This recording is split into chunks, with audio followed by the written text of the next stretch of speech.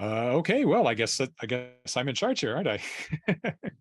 Well, welcome everybody to a panel about the Shapers of Worlds anthologies.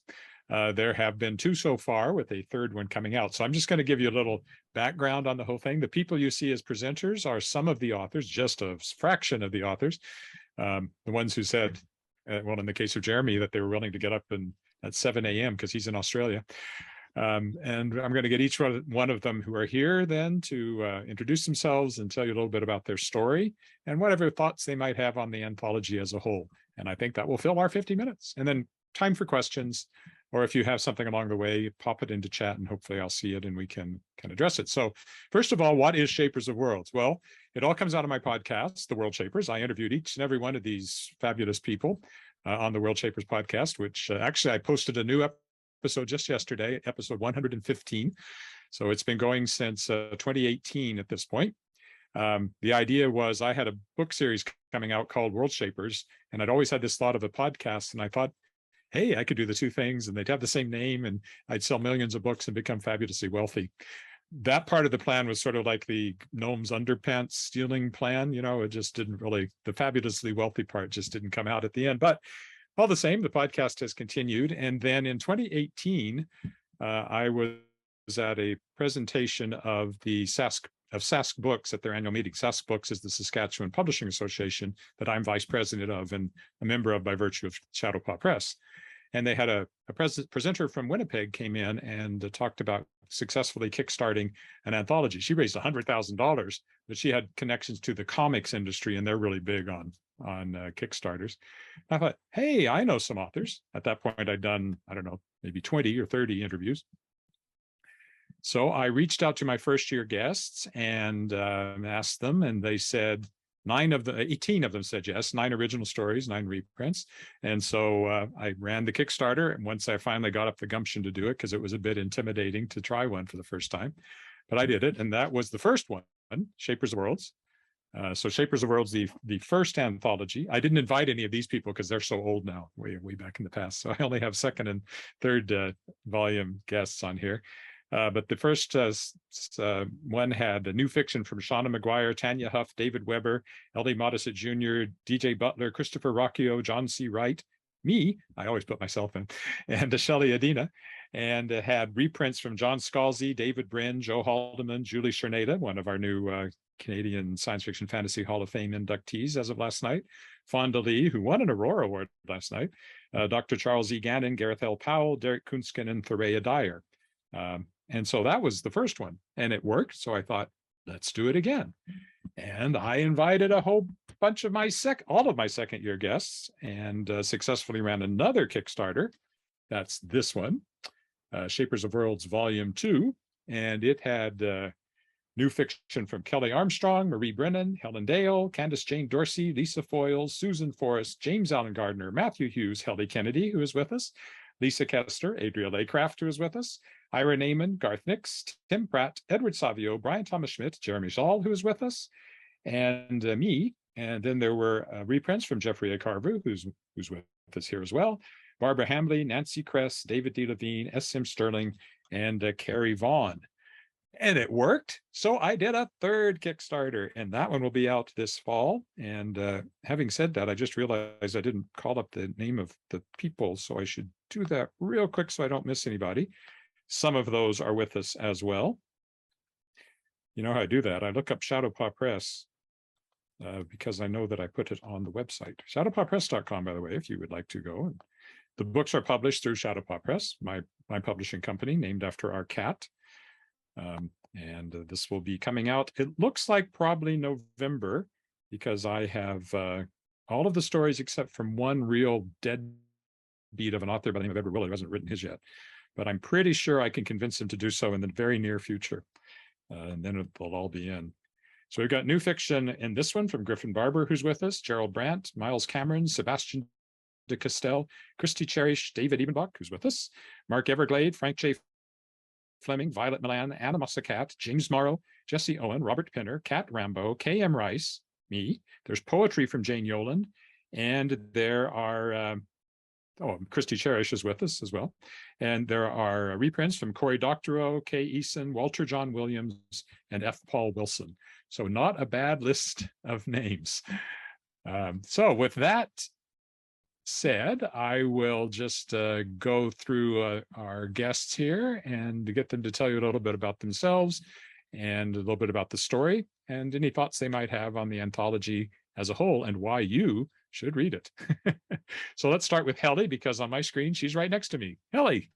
Hi there. Introduce yourself. Hi, thanks, Ed. I'm Heli Kennedy. So I am a writer with a background in screenwriting, writing for video games, comics, and books, audiobooks, sort of like audio plays as well. Currently, I'm a lead writer at Ubisoft, which is a video game studio. And I also have written extensively multiple series for a TV show called Orphan Black. So kind of spin-offs in comics and audiobooks that Tatiana Maslany, the star, voiced. So I was really excited when Ed reached out to me after having interviewed me for the Orphan Black book series about joining Shapers of Worlds Volume 2. And it's really cool for me because I end up writing a lot of fiction for other IPs. So this was a place to put some of my own writing in between writing on other contracts, which was great. And my story is called Anamnesis in Ruins. And it's kind of, the idea came to me through a dream, because I often in my waking life think a lot about how much we've lost over the span of history, how much information, libraries burning down, wars, how much has been destroyed, and how the collective memory of humankind is almost that of a fruit fly. We lose things constantly and we don't really remember things. And so I had a dream one night that woke me up at 4 a.m.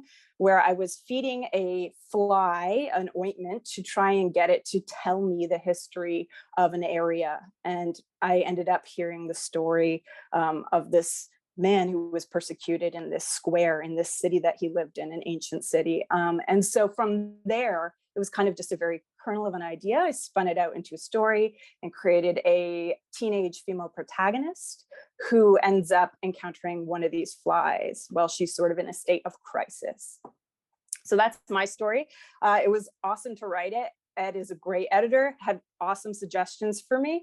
And I'm really impressed. This has been my summer reader. So in between, I read many books at once. So in between the books that I'm reading right now, I'll pick it up and I'll read a short story. And it's neat to see kind of these ties between all the stories, even though it wasn't planned that way, whether it be with history or alternate takes on history. It's, or, you know, looking back at the past and trying to edit it or create a new fiction around it and make a comment on it. I think it's pretty cool.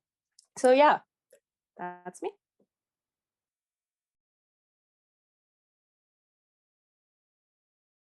No, I'm not muted. This gives me the opportunity to tell my little story that I have known Tatiana Maslany since she was a little girl, and I directed her here in Regina in a version of Snow White and the Seven Dwarfs. The year we got married in 1997, I cast my wife. We'd been married for about a month. I cast my wife as the evil queen. And then Tatiana was one of seven little girls who were playing the dwarves. All the dwarves were played by little girls with fake beards, and Tatiana was one of those. And so my joke after Orphan Black came out was that had I known now what I knew then, Tatiana could have played all 7 dwarves, and I wouldn't have needed those other 6 little girls. But yeah, I've known her a long time. I run into her mom at the grocery store on occasion. So Regina is a very small city that way. So thanks, Helly. That's in Shapers of Worlds Volume 2. David Ebenbach, who's the next one on my screen, is in Shapers of Worlds Volume 3, upcoming. So David, introduce yourself and tell us about your story. Yeah, and I'm very grateful to be in that volume. Looking forward to it. I'm David Ebenbach, and yeah, I've written some novels, short story collections, poetry collections, and they're a mix of things. A lot of realist stuff, and more recently, speculative fiction. My most recent novel is How to Mars from Tachyon Publications, and that was what Ed interviewed me about this past year, and it's really been a blast going around talking about Mars and dubious missions to the Red Planet and so on. And I was excited to be part of this anthology for a couple reasons. One, the diversity of stuff that ends up getting pulled together. I think, as Helly says, there's some connections, and there's also some range, that you've got science fiction, you've got fantasy, you've got stuff set in a sort of more or less realist world with a few changes, and stuff set in places you can barely imagine. So I love that. I also love that there's this kind of bonus content. Like, let's say you read a short story by somebody and you like it. Well, there's a whole interview on the podcast that you can go back and check out if you want to learn more about the writer, or you can do that in reverse and learn about the writer and then get excited about the book. So that connection is really cool, I think. The story that I wrote for this is called Limbo, and it's about a woman who is unhauntable. She has a ghost in her house and she just refuses to be haunted by it. And this comes out of this experience I had a few years ago when I was reading a lot of old ghost stories, 19th century ghost stories for the most part. And I was really struck. So I'm a Jewish person, and I was really struck by how incredibly not Jewish ghost stories were. There was this kind of interesting sin boomerang that was always happening. Like, if somebody was greedy, they would be buried in ghostly coins. If somebody was lustful, then they would be killed in the bedroom. And this continues into the slasher era, right? If you want to get killed in your underpants, have sex in a slasher movie. So there's this weird thing of like, you do a specific thing and it comes back to get you, which is not a Jewish horror story. The Jewish horror story is, no matter what, it's coming to get you. It doesn't matter what you do, it's coming. And I thought it was really interesting to think about the sort of optimism, in a way, of thinking about, I have total control over whether something terrible, supernatural happens to me. I just have to be a good person. I thought that was like kind of charmingly optimistic. So I created this story about a woman who does have a ghost in her house. And when she meets him, she's just like, yep, wouldn't you know it? Here's another thing in my life.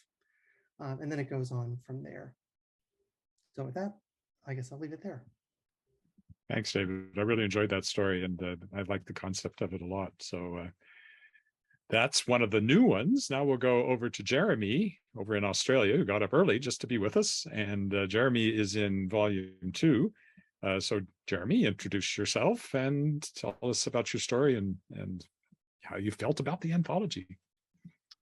Hi, I'm Jeremy Szal, and I haven't had my coffee yet. So if I say something, I am not responsible for what I say at this time early in the morning. So I am the author of the Common Trilogy, which so far it comprises of Stormblood, Blind Space, and Wolfskin, which is coming out next year. Here they are at the moment. Basically gritty, dark space opera / cyberpunk, space punk, whatever you like to call it. That's what I do. I'm also the author of about 40 short stories, and in another life I was the editor for the podcast Starship Sofa, which was the first podcast to win the Hugo Award. And so at one point Harlan and Ellison got to yell and abuse me over the phone, which was probably the highlight of my editing career. For anthologies, for this anthology, when Edward reached out to me and asked me if I would like to write one, I was pretty thrilled, because I did have this one idea knocking at the back of my head, partially because I like doing I like having range. I don't like doing one thing. And when these books, I'm writing very first person stories about a very visceral person, about a person who doesn't take any nonsense, who is very much set in his ways, who very much has a strong, fierce voice and a very clear worldview, and lack of tolerance for certain things. And so when this came up, I was really happy to write my story, which was called Beneath a Bicentennial Moon, which has which goes the opposite way. It has a female protagonist, someone who's a lot younger, someone who's a lot more inexperienced and not naive, and a lot more impressionable, and is basically captured by these aliens that humanity is fighting a war against. And she's basically she's a radicalized warrior who has a very clear idea that they're the heathens, they're the people that are against their beliefs, that are blaspheming, whose very existence is an affront on humanity and their ways and their beliefs and their system of living. And so it was very interesting for me to be able to write someone like that from the perspective of someone who has a completely different worldview of the sort of stuff that I'm used to writing. And so, and it was kind of also what I like doing as well about these short stories is that you can dip in and out of these worlds. You don't have to completely craft them. You can just play in this little pool for a little bit and then step out again. And so I've always been a fan of John Carter's series, the Barsoom series. You know, the values in it are somewhat very, very outdated, but the setting is something I've always enjoyed. And so I kind of took that setting, that, you know, very fantastical, far-flung Western sword and sorcery, or sword and sandal, I rather, genre, and combined it with, I guess the closest thing you could say was Raised by Wolves, the HBO TV series, the idea of gothic science fiction, religious science fiction themes. And so, yeah, that's basically what I threw those two things together and wrote a story that, yeah, took all those themes, the themes of othering, I guess, you know, this is my religion, this is my belief system, this is my political system. You, this other creature who has something that's different to me, has to be the enemy. And it kind of tackles and deconstructs, or one hopes deconstructs that idea a little bit. And yeah, I'm very happy to be part of this anthology, because I do have a bad habit of not reading the stories of every anthology I'm part of, but I did make it a goal to read quite a few of the stories so far, and I've quite enjoyed them, not only for the quality of it, but the range of it, the breadth. And you get that with the short story a lot. That's one of the great things about anthologies, the amount of diversity you can have in styles and genre. And yeah, I think that Ed has pulled something quite fantastic together, and you should all read it. And that is saying the right thing. It's very good. Actually, the diversity thing is interesting because, of course, a lot of anthologies have a theme, and the only theme here is I talked to these people, and now here's what they have to say.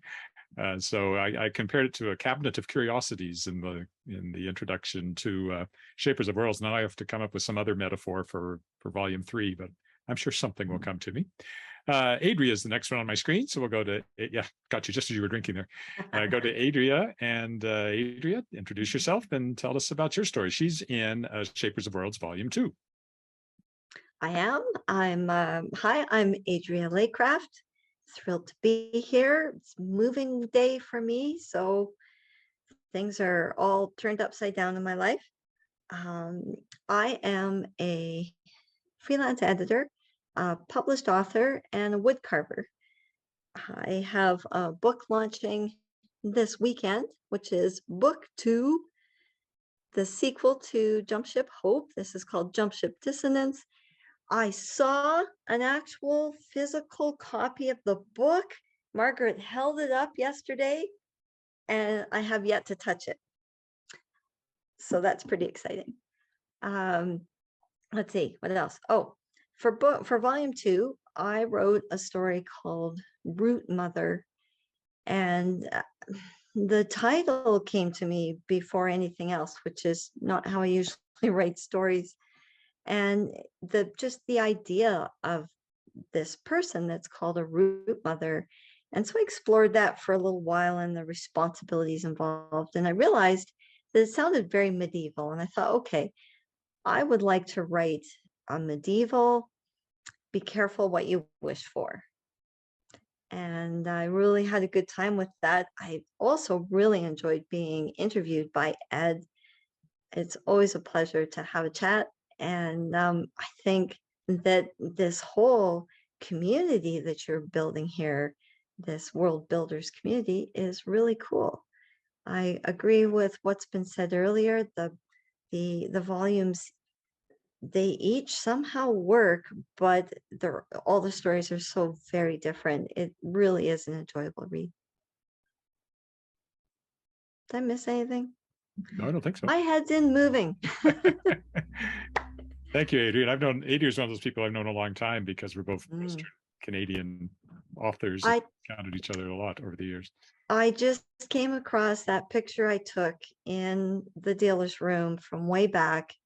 Both of our kids, Alice and Aaron are sitting against the posts in that room, and they both got their nose buried in books. And I'm like, see, Ed and I, we raised them right. We did good. Yeah, I remember that picture. It's great. Okay, well, let's go on to Jeffrey. You're the next one on my screen. So Jeffrey had a reprinted story in Shapers of Worlds Volume 2. So introduce yourself and tell us about your not outer space, your alien wrestling story, I guess. Hi, everyone. I'm Jeffrey A. Carver. I've been writing science fiction since the 1970s, and I write primarily novels, and I'm a slow writer. So I have written some short stories, but not a lot. Now, when Ed contacted me about this, I was excited because I'd had such a good time with the interview. We just had a great time talking about writing, and I thought, well, I'd like to be part of this project. But I couldn't promise to write something new, but I thought of a story that really might work well. And this story is called Shapeshifter Finals. And it's a story about a human wrestler up against an alien shapeshifter. And the story has, I think, sort of an interesting backstory to it, because I had started my career writing a handful of short stories, and then I sort of stopped writing them to focus on novels, which I seemed better suited for in terms of how long it takes me to write them. One Sunday morning, now I don't know how many of the people in this audience are young enough to know the name Roger Zelazny, but in the 1970s and 60s, 70s, and 80s, he was basically a god of the science fiction field. There were very few people who equaled him in acclaim and originality and quality. I didn't know Roger. I certainly knew his work. One Sunday morning, the phone rang, and I pulled the covers over my head, but my wife got up and answered the phone, and she turned to me and she said, I swear she had stars in her voice. She said, "It's for you. It's Roger Zelazny." And I went and tested my voice a few times and grabbed the phone and said, "Hi, Roger." He said, I hope I'm not interrupting your writing time. No, not at all. And he told me that he was putting together an anthology called Warriors of Blood and Dream. And he had a lot of stories that involved martial arts and soldiers and things like that. And he was looking for something a little different. He said, "I'd read somewhere that you had been a wrestler in high school." And I said, "Yeah, that's true." And then I sort of I almost went to cut him off by saying, I just don't write very much short fiction. He said, "Well, give it some thought. And if you think of something, send it along." And meanwhile, the back of my mind is going, I cannot say no to an invitation from Roger Zelazny. That would be insane. So that's how we left it, and hung up the phone. And I think it was within 24 hours, 36 hours, the idea hit me. What about a human wrestler up against an alien shapeshifter? So I wrote it fairly quickly for me. And it's partly a humorous story and partly a real depiction from my viewpoint of having wrestled people who sometimes felt like shapeshifters, and incorporates a few moments from actual events that I witnessed or was part of. And I sent it off to him, and he said, "Oh, I like this. I'm gonna use it." So that was published probably, I don't remember what year it was published, but it was quite a while ago. And so when I offered that to Ed, he was happy to take it. And I was really happy to have the story find a new audience, because when I reread it myself, I really enjoyed it. So, and then when the anthology came out and I got the copy from Ed, now, like, I forget who it was who said, I don't always read the anthologies I'm in.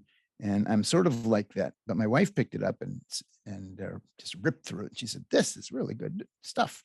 So I did read the anthology and I thoroughly enjoyed it. And so I'm proud to be a part of this group. Thanks, Jeffrey. And I looked it up. The date you gave me was 1995 for that story. Oh, okay. Yeah, I enjoyed it. Now, I wrestled in high school too, and I hated every sweaty minute of it. I did it for like 1 year, and I thought, what? This? No. I played 1 year of football instead, where I could just hit people, but I didn't have to actually hug them. That was kind of my Yeah, I admit to having a love-hate relationship with the sport while I was part of it too, but look back on it fondly. I've never used it in a story though. Up next, we have our last two authors that are with us today are both from the upcoming anthology, like David, Shapers of Worlds Volume 3. And so Christie Cherish is the next one here. And Kristi, tell us about yourself and your story. Hey, Ed, thanks.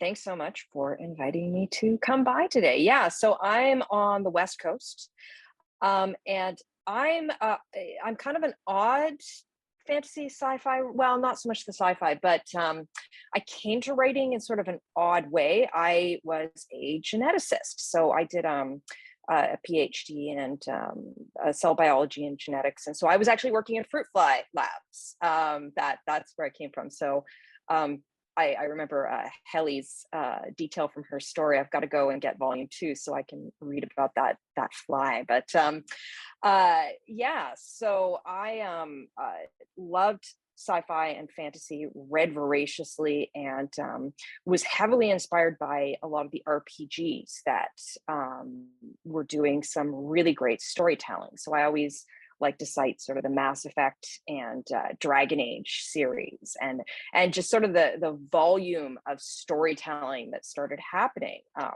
sort of in the 2000s. So I started writing, and I was lucky enough to get a couple of series picked up with Simon & Schuster and Random House. So my Owl in the Japanese Circus series about archaeology mayhem gone wrong, and then my Kincaid Strange series about a practitioner where ghosts and zombies play into the mystery. So yeah, so I wanted to, before I forget, so Ed, you didn't do your list of authors nearly enough justice. Over the years, you've had probably some of the absolute best urban fantasy female authors, and some sci-fi authors in your anthologies. I've got to go and grab the earlier editions. You've got some of my absolute favorites in there. So, but yeah, so no, I hugely flattered to have a book or have a story in this in the upcoming volume. So I did a virus story. But the virus story has sort of an odd roundabout way. I actually wrote it back in 2017. So a topic that, sort of us in the labs always liked to talk about over drinks. And this kind of ties in again with what Heli was talking about with the inspiration for her story back in volume 2, is the idea of sort of that lost, just that short window that we remember things, and viruses is another one. And so, in the labs, we used to talk about this idea of a threshold. So throughout history, we always see at certain points in time where we've hit this idea of, sort of where we've hit this explosion of technological advancement that allows people to pack in. And, more people are living. There's been medical advances. We figured out how to get water into a city, which is a huge limiting factor. And so you often see a virus or some type of a pathogen that evolves in this particular era. So, cholera, we start seeing once you've got, people packing in at a certain a certain point. And then, we figure out, we need clean water, we need to sterilize it. And then we'll see a different kind of pathogen pop up that we didn't have before. And then we'll come up with a new way to combat it. And we see this sort of escalating wheel continuing and continuing. So back in 2017, I was like, I wanted to write about, my idea was that, this idea of mutating. And just this mutational limit, and really that, sort of the biology of viruses and bacteria and such is that, they're using your machinery in order to replicate. So this idea of conserving their DNA and stopping mutations isn't necessarily in their best advantage. And so I sort of extrapolated and went, well, what's the human, imagine we've got something that just mutates and mutates and mutates. Well, what's, the natural progression of that for how people are involved, and how could that change our society, 100, 200 years from now? And that's where Thresholds, the short story in the upcoming volume, came out of, was this idea of how do we behave and how do we interact? And I guess I kind of went with a bit of a Western sci-fi theme, but yeah, I was very flattered that you decided to include that one. So yeah, that's I guess me and my story in this one. Yeah, it does have an Old West combined with rampant infection, and yeah, it's a very interesting blend. So I enjoyed that one a lot. I wouldn't exactly say it's a cheerful story, but I enjoyed it. All right, excuse me. Like I said, many hours of talking over the last few days. And the last of the authors that are with us, and if you have any questions for anybody, now's the time to start thinking about them. Griffin Barber. So Griffin, you'll be in volume 3 as well. Tell us about yourself and your story. So I'm Griffin Barber, as has previously been stated. I am a retired police officer in Northern California. I've been writing scenarios and things for D&D and other role-playing games since I was 10. I've been published as a professional author since 2014 with a short story I wrote for the Granville Gazette in the Ring of Fire universe. I've got 2 novels in that universe, 1636 Mission to the Mughals and 1637 The Peacock Throne. I have a third one under contract that I'm working on. Unfortunately, Eric Flint passed away last month, the progenitor of that universe, and we're dealing with some of the fallout from that. I came to Ed's notice by my friend Casey Szal and I wrote a novel called Second Chance Angel, set in an entirely separate universe that we created with Blackstone Publishing. That came out, of course, right in the midst of peak pandemic, and sank into the waters of all of the authors being published at that time with their works, et cetera, and not being able to market anything. But we did manage to get on with Edward and talk about our stories. And Edward, as his practice, he invited both of us to submit a short story or something like that. And Casey was moving back to the States from Japan, where she was serving with the U.S. military. So she wasn't able to do that. So I went ahead and did something in a different vein from the space opera that we'd written together, and wrote a fantasy story about a dragon. A dragon that is late when the story opens, late for a meeting with another of the elder folk, a Fey prince. And they're trying to deal with some naughtiness that has been taken on or brought into their world by humans and their prayers, their reckless prayers. So I'm really excited for this to see the light of day. It's part of a fantasy that I've been working on or tinkering with for 15, 20 years now. And I'm hoping that it's well received and might generate some more following. There's another short story that's in the same universe that was published by Baen Books in an anthology called Noir Fatale, which has a necromancer who's involved in a heist. So it's part of a firmament of stories, or a constellation of stories that I'm working on to kind of show what the world is like, even to myself. It's easy to use to develop it. And yeah, like everyone has said before, very much impressed by the names and everybody that are involved in this. For instance, Miles Cameron, I stumbled upon him a few years ago, and wow, what a great author. I'm friends with Chuck Gannon, Charles Gannon, and I know a number of the other authors that are mentioned here, Walter John Williams, et cetera.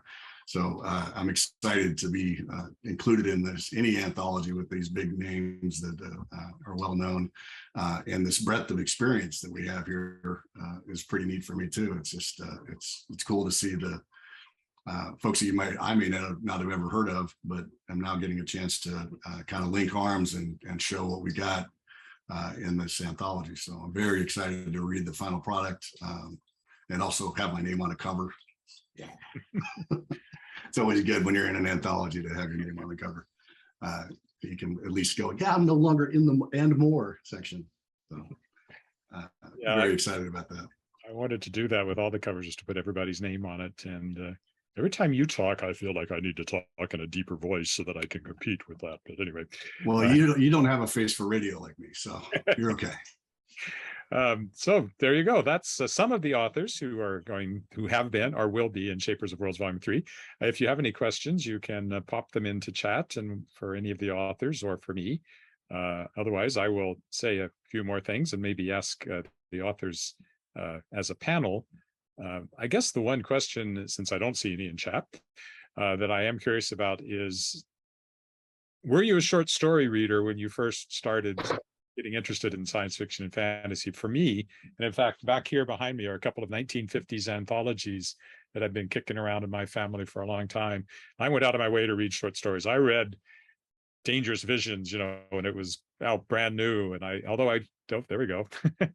I didn't have much use for the new wave, but I read that stuff because short stories were kind of my go-to thing for many years. So were they for any of you? Is that the way you got started, or did you get started through some other route? Anybody can jump in. I guess I'll go. Or maybe no, you go. Sorry. No, you go. Christy. All right. So sorry about that. So I actually was not a short story reader as a teen. I gravitated towards novels because I liked following a character through a larger journey. But there was one, and it's still one of my all-time favorite anthologies. There was one series of short stories that did hold my attention, and I thought it was very cleverly done. And it was Isaac Asimov's I, Robot, because it follows the same protagonist. I see a few nods on that from other panelists. The thing that grabbed me and kept me reading the whole way through was the fact that it was often the same character. I would see the same character popping up. And I would also see it all centered around that theme of the 3 rules of robotics. So for me, that was where I was able to, that one anthology was how I developed a taste for short stories. I just have to mention my Isaac Asimov story. I wrote him because I had read in one of his autobiographies, that he always answered his mail with a postcard. So I wrote him and I said, "Dear Dr. Asimov, how do I know when something I've written is good enough to be published?" And he wrote me back and he said, "Dear Mr. Willett, when it is published, sincerely, Isaac Asimov." So I still have the postcard somewhere. Yeah. Jeremy, you had something about short stories.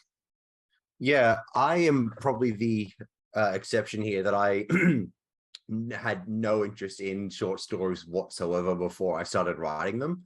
I actually started writing them because I attempted a novel when I finished high school, and it failed miserably. Like, it sunk like a piece of glacial rift to the ocean. And so I thought, okay, maybe I should try something a little bit shorter. And at the time, my parents had bought me a bunch of books, including Song of Ice and Fire, which I was far too young to be reading. But they also, in contrast, got me a anthology of Halo stories, because I was a fan of the video games. And some of the authors in there are people like Karen Travis and Greg Bear and Tobias Buckeld, who are very well known for their original work. And so I started reading these short stories, and I became very much invested in what I was reading, and how the breadth of it, the scope, the diversity of fiction that was being written here in the same universe, but it had a different style, a different tone, a different point of view, a different species that was narrating sometimes. And so I just found that quite compelling. And so I started reading hunting down a few anthologies of my own, including Dangerous Visions, which is, to this day, it still feels radical and fresh and new. And so then, started developing it, writing my own short stories from there. to this day, I still feel like I'm not really a short story writer. I do gravitate far more towards long form and long form novels, but I think that when you do write novels primarily, dipping into a short story as a writer is quite refreshing, in the same way that dipping into a short story as a reader is refreshing, that you can jump in and out and just experience a world for 5,000, 10,000 words and then just be done, but can still have it kicking around in your head. And there are short stories by Stephen King especially that I will never, ever get out of my head. And I love that. And in fact, I would say that a lot of Stephen King's shorter fiction is superior to his novels. And I think that in some ways he would absolutely agree. You know, like Shawshank Redemption is not based on a novel, it's a short story. You know, The Green Mile is a novella. The Mist is a novella. And so, yeah, and so I think being able to just dip in and out of these fantastic, weird worlds is one of the biggest draws of short fiction in general. When you were reading Dangerous Visions, you didn't know that at some point you would be harangued by Harlan Ellison on a podcast. So there you go. No, not harangued. I called him up personally on the phone because I had to ask him permission to buy one of his short stories, and he started yelling at me about Australia. Anyone else have any? I wanted to build on what Jeremy was just saying, that I actually think short stories often make better movies than novels, because novels have so much in them, and that's why we always leave those movies complaining, they cut out all my favorite parts, they cut out characters I loved.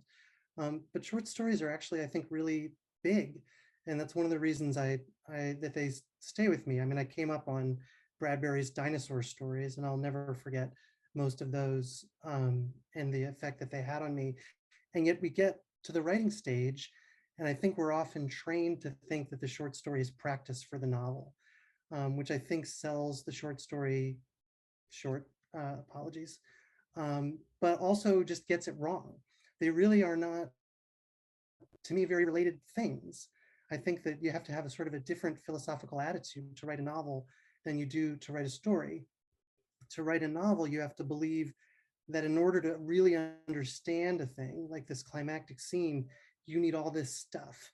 You need all these characters. You need all these things to happen. You need the whole world, which is one truth of the universe. But the short story writer believes, I think, that if you look closely enough at one thing, you understand everything. And that's such a different way to think. And so the short story is not a little novel. It's like saying a flower is a little novel, you know, or a poem or something like that. So I think they're very different things, and I'm all about championing the short story every chance I get.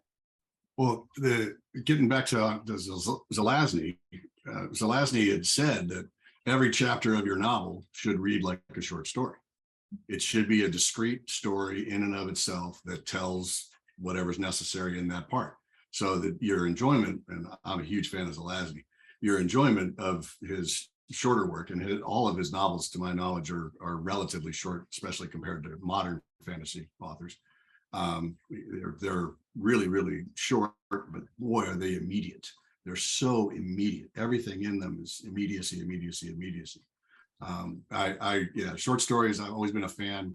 I came into it from Stephen King a little bit, but also Robert E. Howard, Conan, all the other characters that he'd created. But then ultimately, David Drake was the one who really just blew my socks off with his ability to write short stories within a set milieu that and like a history of this one unit as he dealt with his experiences in Vietnam just blew me away. So one of the things I wanted to do was, as a writer, was, 20 years as a police officer, I saw some things. I wanted to kind of work through some of those things as I saw them.